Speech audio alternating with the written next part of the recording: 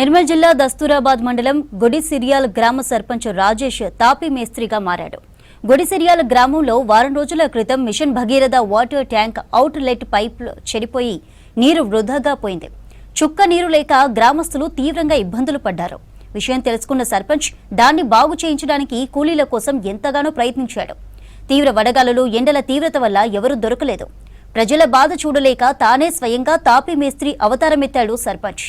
Tank లీకేజీలు లేకుండా pipe repair పనులు పూర్తి చేశాడు రాజేష్. నా పేరు రాజేష్. మా ఊళ్ళో వాటర్ ట్యాంక్ పైపు ఊడిపోయింది. వాటర్ వస్తున్నాయి కానీ ఊర్లోకి వెళ్ళటం లేదు. గూడెంలో చాలా ఇబ్బందుల బెడద ఉంది. ఎండలు బాగా కొట్టడం వల్ల ఎవరు వర్కర్లు రావడం లేదు. కూలీలను పిలిచినా రావడం లేదు. 3 రోజుల నుండి నేనే ఇక్కడ రిపేర్ చేస్తున్నాను. రేపైతే కంప్లీట్ అవుద్ది. వాటర్ తోటి చాలా ఎండలు ఎక్కువ ఉండుట్లా వాటర్ తోటి చాలా ఇబ్బందిగా ఉంది కాబట్టి ఎవరు వస్తలేరు. దీనివల్ల బాగా ప్రాబ్లమ్స్ అవుతున్నాయని నేనే పని చేస్తున్నా ఇక్కడ.